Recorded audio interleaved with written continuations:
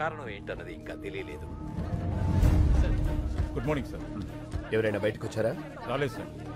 50 కిలోమీటర్ల pipe line sir. పగలగొట్టి try చేద్దామంటే మళ్ళీ దాన్ని రీప్లేస్ చేసిన వరకు సిటీలో వాటర్ ఉండదు సార్. చాలా రోజులు పడుతుంది. ఎవరై ఇదంతా చేస్తుంది? నీరూరు శంకర్ సార్. ఈ మందంతా ఆ ఊరులో ఉంటారు. రైతులకేం పోయే కాలం వచ్చిందయ్యా, ఇంత క్రిమినల్ గా ఆలోచిస్తున్నారు. రెస్పాన్స్ అదిరిపోయిందనా? ఆహా, న్యూస్ ఛానల్స్ అని ఇక్కడే ఉన్నాయి. అంతకంటే పెద్ద న్యూస్ ఏంటంటే మీది కూడా ఒక న్యూస్ ఏనా అని ఎవరైతే మనల్ని హ్యాండిల్ చేశారో ఆ ఛానల్స్ అన్ని బయట వెయిటింగ్ అన్నా. ఇంగ్లీష్ ఛానల్స్ కూడా వస్తున్నాయి అన్నా. మంది ఇప్పుడు నేషనల్ ఇష్యూ. మనకు కావాల్సింది ప్రచారం కాదురా, పరిష్కారం. కదలాల్సింది మీడియా కాదు, జనం. అది రేపటి నుంచి మొదలవుతుంది, చూస్తూ ఉండు.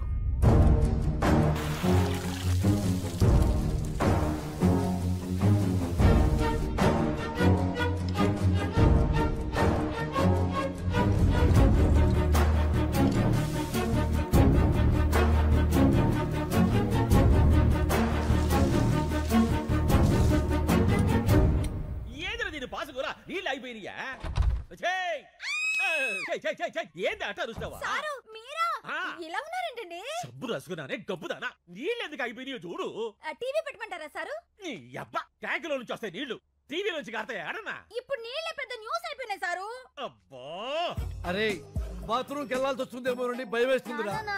ఏనన్నా పేపర్ తో తుడుచుకొని మంట వచ్చేస్తుంది. ఒరే నాన్న, నీకు మంటే వస్తుంది, నాకు మీ బాబాయ్కి బ్లడ్ వచ్చేస్తుందిరా. ఏమే ఈసారి పిల్లలు టాయిలెట్ కి వెళ్ళేటప్పుడు 1 లీటర్ పాల ప్యాకెట్ ఇచ్చి పంపించు, స్మూత్ గా ఉంటుంది. పో నాన్న పో. ఒరే ఆ పాలు తాగావు, కడుక్కో. అన్న మనకు కూడా కొంచెం పాలు మిగల్చమని చెప్పాను. ఏమే రేపటి నుంచి 10 పాల ప్యాకెట్లు ఎక్కువ చెప్పు, నీతో కలిపి 4 కదా.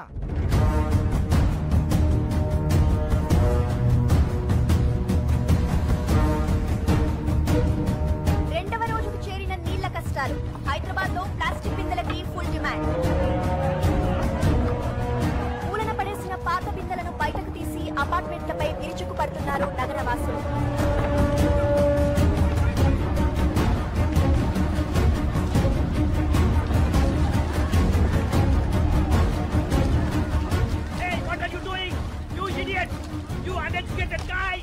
Hey, we may be poor, but educated. Mind your Tang. 3వ రోజు కూడా సిటీలో ఇదే పరిస్థితి. నీటి కోసం లూటీలు, దోపిడీ. 20 రూపాయల వాటర్ బాటిల్ ని బ్లాక్ లో 200 రూపాయలకు అమ్ముతున్నారు. ఈ సిచ్యువేషన్ మీద సిటీ జనాల స్పందన విందాం. ఆ పల్లెటూరి వాళ్ళ ప్రాబ్లమ్స్ కి మాకు సంబంధం ఏంటండి? మమ్మల్ని ఎందుకు హెరాస్ చేస్తున్నారు? అన్యాయం జరిగితే దానికి ఒక ప్రొసీజర్ ఉంటుందండి. ఇలా పల్లెటూరు వదిలేసి మా పైపులో కూర్చుంటేలా? ఇవన్నీ సిటీ ఒపీనియన్స్ అయితే తెలుగు రాష్ట్రాల్లోని పల్లెటూళ్ళు ఏమంటున్నాయో విందాం. బిందులు పట్టుకుని 10 మైళ్ళు పోయి నీళ్లు తెచ్చుకుంటున్నాం. ఆ కష్టం ఏదో మీకు తెలియాలే. వ్యవసాయానికి నీళ్ళు లేక కదయ్యా ఉన్న ఊరుదులు పెట్టి ఈ సిటీకి వచ్చి ఇష్టం లేకపోయిన ఆటో నడుపుకుంటుంది.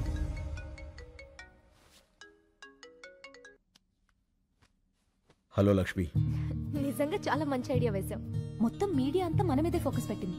నువ్వు ఇంకా మాట్లాడకుండానే ఇంతలా ఉందంటే అసలు నువ్వు రేపు మాట్లాడితే ఇంకెలా ఉంటుందో. Thank you. మీరంతా నన్ను నమ్మి నాతో ఉన్నందుకు మీ అందరికీ థ్యాంక్స్. నీ వెనకాలే ఉంటా. Thank you Lakshmi, thank you. నీళ్లాపిన వాళ్ళందరూ నీరూరు గ్రామానికి చెందిన రైతులుగా గుర్తించారు. వీళ్లంతా వృద్ధాశ్రమంలో ఉంటూ ఈ క్రిమినల్ కార్యక్రమాలకి శంకర్ నాయకత్వంలో నీళ్లాపి నగరవాసులందరినీ ఇబ్బంది పెడుతున్నారు. తీవ్రవాదుల కంటే దారుణమైన వ్యక్తులుగా నగరవాసులు వీళ్ల గురించే మాట్లాడుకుంటున్నారు. దీని మీద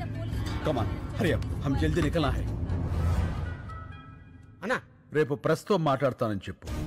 ఆ తర్వాత అందరి గుండెల్లో, ఆలోచనల్లో రైతుల కష్టాలు మాత్రమే ఉంటాయి. ఆ కార్పొరేట్ వాళ్ళు కోర్టులో సబ్మిట్ చేసిన అబద్ధపు సాక్ష్యాలకు వ్యతిరేకంగా జనమే పోరాడతారు. సరే అన్న. This is the first time total corporate owners of India have assembled at one place. మన మధ్య బిజినెస్ పోటీ ఉండొచ్చు, కానీ ఒక కామన్ ఎనిమీ వస్తే మనమంతా ఒక్కటవ్వాలి. కార్పొరేట్ని ఎదిరించే వాళ్ళని మనం తొక్కేయాలి. దీన్ని సీరియస్ గా తీసుకోకపోతే రేపు ప్రతి ఊరివాడు ఎదురొస్తాడు. నాకు షాంపూ ఫ్యాక్టరీ ఉంది. ఒక బాటిల్ ఎగ్ షాంపూ తయారు చేయడానికి 45 గుడ్లు కావాలి. వీధుల్లో ఉండే బికారి పిల్లలందరూ గుడ్లు తినాలని ఆశపడితే how could we make shampoo? He's correct. ఈ కేసులో ఎంఎన్సీ వెనకడుగు వేస్తే అది మనందరికీ ప్రాబ్లమే. నా 12 కంపెనీల మీద 33 కేసులున్నాయి. ఇది ఇలాగే వదిలేస్తే రేపు నా కంపెనీలకు కూడా ప్రాబ్లమ్స్ వస్తాయి. అందుకే ప్రెస్ మీట్ అనేది జరగకూడదు. అస్సాం నుండి నేను రౌడీలను రప్పించాను. శంకర్ ప్రెస్ మీట్ కి రాగానే వాడిని వేసేస్తారు. Yeah, they will finish him of. Thank you all. ఈ కేసులో గెలుపు నాదే. Thanks for your support. Hey, क्या क्यों लेके आए हो? पहले वो जहाँ है वहाँ चलेंगे चलो ఒకసారి సిఏ గారిని కలిసి excuse me sir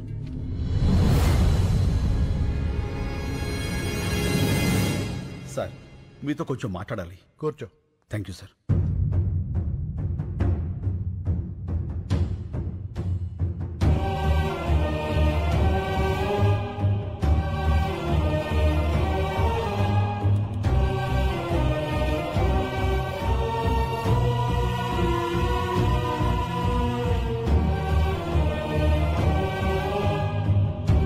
Calcutta jail నుంచి తప్పించుకున్న ఫ్రాడ్ ఇదంతా చేసింది.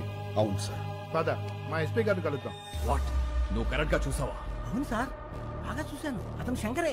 ఇప్పుడే మా ఇన్స్పెక్టర్ గారు కారులో ఎక్కించుకుని ఎస్పీ గారి ఆఫీస్కి తీసుకెళ్లారు. పైప్ లైన్ లో ఉన్నవాడు ఎప్పుడు బయటకు వచ్చాడు? వాడెందుకు ఈ టైంలో ఇన్స్పెక్టర్తో వెళ్తున్నాడు? ఏదో పెద్ద ప్లానే వేశాడు.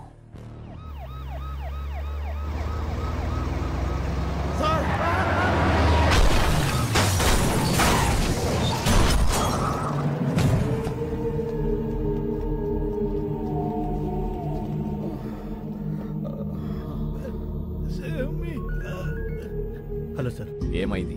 ఇద్దరు బతికే ఉన్నారు సార్. ఆ సిఐని చంపేసి శంకర్ని ఇక్కడికి తీసుకురా. Okay sir. నీరూరు శంకర్ 4వ రోజు మీడియా ముందుకు రాబోతున్నారు. శంకర్ చూడు, నీకోసం ఎంతమంది వెయిట్ చేస్తున్నారు.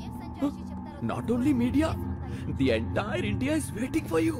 జా గో, వెళ్ళి మాట్లాడు. గో. నీ మీద నమ్మకం పెట్టుకున్న వాళ్ళ బతుకులు నా కమ్మేయడానికి నువ్వు ఒప్పుకున్నావు. అంతలోనే ఇచ్చిన అడ్వాన్స్ ని నా మొహం మీద ఇసిరేసి వెళ్ళిపోయావు. 25 crores, 25 కోట్లు ఎలా వదిలేసావు? ఎలా? నా మనుషుల్ని చెత్త కింద కొడతావా? నా మనుషుల్ని కొట్టు, నన్ను కొట్టు, నన్ను. గాలికి కొట్టుకుపోయి కేసు ఇంకా కోర్టులోనే ఉంది నీ వల్ల. కమిషనర్ కృష్ణమూర్తిని భయపెట్టావు కదా, ఇప్పుడు నన్ను భయపెట్టు. పెట్టు.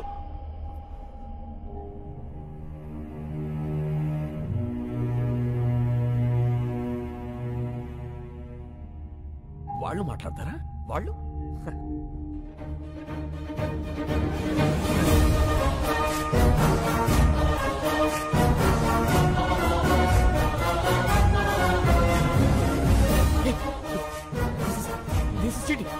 This is cheating, right? Is this right? అవును సార్, లైవ్.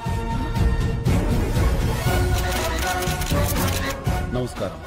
వచ్చినందుకు మీ అందరికీ థ్యాంక్స్. అడగండి. ఏంటండి అడిగేది? అసలు ఏంటి న్యూసెన్స్? మీ వాళ్ళ సిటీ అని సఫర్ అవుతుందో తెలుసా? Bloody village brutes. ఏమన్నారు? విలేజ్? ఓసారి ఇటు వస్తారా? ఏంటి? మీరు పుట్టింది ఎక్కడ? ఇక్కడే, కోటి. మీ నాన్నగారు? ఖమ్మం. వాళ్ళ నాన్నగారు? గుంటూరు పక్కన కొల్లూరు. అంటే విలేజ్. మీ మాటలో చెప్పాలంటే మీ తాతగారు ఒక విలేజ్ బ్రూట్, అంతేగా? మీ పట్నాలు మా పల్లెటూళ్ళకు పుట్టిన పిల్లలు. అమ్మ చచ్చిపోతున్నా పట్టించుకొని పిల్లల్ని ఏమనాలి, ఏం చెయ్యాలి? మేము విలేజ్ బ్రూట్స్ కాదు, విలేజర్సే మీ రూట్స్. బూతులాపి భూమి మీద నిలబట్టం నేర్చుకో. వెళ్ళు. కరెక్ట్ గా చెప్పావన్నా. రైతు ఈ నేల మీద నాగలి పట్టాకే నాగరికత మొదలైంది. అంత ప్రాచీన చరిత్ర రైతుది. మీలో ఎవరికైనా ఒక బియ్యపు కింద తయారవటానికి ఎన్ని రోజులు పడుతుందో తెలుసా? తెలీదు. 120 రోజులు. 120 రోజులు ఒక రైతు తన చెమటని మట్టితో కలిపి పండించే గింజ గింజ కలిస్తేనే మనం తినే అన్నం ముద్దవుతుంది. అది తెలుసుకోండి. మెతుకు కింద పడితే కళ్ళకద్దుకునే దేశం. ఆ మెతుకులు పండించే రైతుని నిర్లక్ష్యం చేస్తుంటే ఇంకెవరికి చెప్పుకోవాలి సార్? ఎవరైనా అన్నం పెడితే అన్నదాత సుఖీభవ అంటాం. అన్నదాత అంటే ఎవరో తెలుసా? వండినవాడో వడ్డించినవాడో కాదు, పండించినవాడు. వ్యవసాయానికి మించిన సాయం ఆ దేవుడు కూడా చేయలేడు. సెల్ ఫోన్ లేకపోయినా మనం బతకగలం, టీవీ లేకపోయినా బతకగలం, ఏసీ లేకపోయినా బతకగలం. కానీ అవి తయారు చేసేవాడు కోటీశ్వరుడు. కానీ అన్నం లేకుండా మనం బతకలేము. అది పండించే రైతు మాత్రం ఎప్పటికీ పేదవాడే, పేదవాడే, పేదవాడే. అంటే పరిశ్రమలు రావడం తప్పంటారా? పరిశ్రమలు రావడం తప్పు కాదు, రావాలి. కానీ అవి పంట భూముల్ని నాశనం చేసి కాదు. ఎంతో బంజరు భూమి ఉంది, ఎన్నో రాళ్లగుట్లు ఉన్నాయి. కేవలం నీటి ఖర్చు తగ్గుతుందని పరిశ్రమలన్నీ నీరు ఎక్కడుంటే అక్కడికి కట్టేస్తుంటే నీటి కోసం రైతు ఎక్కడికి పరిగెత్తాలి సార్? అడుగు బాబు, ఇంకా అడుగు.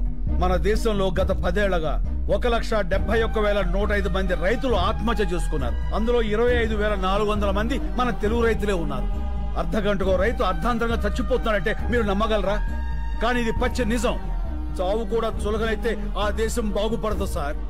దాదాపు 10 లక్షల మంది రైతులు పండించడం మానేసి మీ సిటీల్లో కూలీలుగా బతుకుతున్నారు. దేశానికి వెన్నుముక లాంటి రైతు మీ అపార్ట్మెంట్స్ కి వాచ్మెన్ అవుతున్నాడు. పరబ్రహ్మ స్వరూపాన్ని పండించే రైతు గుడి మెట్ల మీద విచ్చగాడవుతున్నాడు. పట్టించుకోరా? రైతులకు రుణమాఫీ చేస్తున్నారుగా. ఎక్కడ సార్? ఎంత సార్? వాగ్దానాల్లో కాదు, వాస్తవాల్లోకి రండి. కొన్ని వేల కోట్లు అప్పు చేసి చేతులెత్తేసిన ఓ కార్పొరేట్ యజమాని విదేశాల్లో స్కాచ్ తాగుతుంటే 5-10 వేలు అప్పు చేసినటువంటి ఓ రైతు పొలం గట్ల మీద పురుగుల మందు తాగుతున్నాడు. ఇది నిజం కాదా? పట్టించుకోరా? వచ్చి చూడండి సార్. కార్పొరేట్ ఇనుప చట్టాల కింద పడి పచ్చడి పొలాలు చచ్చిపోతున్నాయి. మళ్లు తడపాల్సిన నదులు ఫ్యాక్టరీ గొట్టాల్లో పడి మురికి నీళ్లు అవుతున్నాయి. ఆ మల్టీనేషనల్ కంపెనీల యంత్రాలు పచ్చి బాలింతరాలైన మట్టిని తొక్కుకుంటూ పోతున్నాయి. పట్టించుకోరా సార్? కానీ వాళ్ళు పెట్టే పరిశ్రమల వల్ల ఎంతో మందికి ఉద్యోగాలు వస్తున్నాయి కదా. ఏం పరిశ్రమలు సార్? పోషకాహారాన్ని మొత్తాన్ని ప్రొడక్ట్స్ గా మార్చేసే పరిశ్రమల. గుడ్లతో షాంపూలు, క్యారెట్ తో క్రీములు, సోయాతో సోపులు. 2 రూపాయల గుడ్డుని 10 రూపాయలకి, 10 రూపాయల క్యారెట్ 100 రూపాయలకి కొంటున్నారు ఆ కార్పొరేట్ వాళ్ళు. ఆ రేట్ ఇచ్చి పేదవాడు కొనగలడా?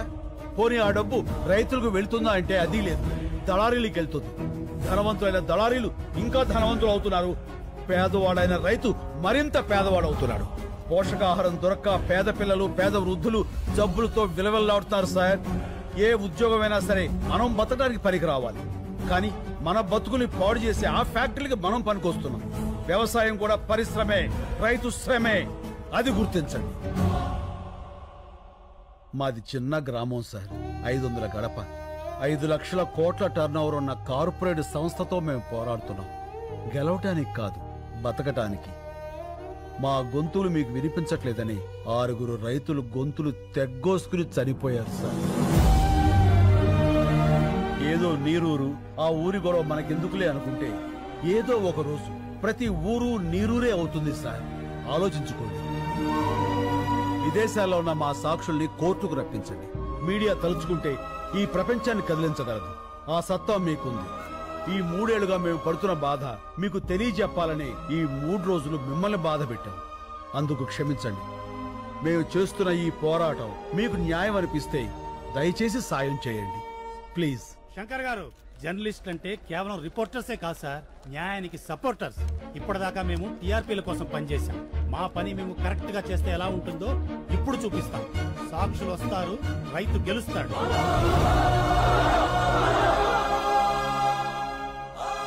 Thank you.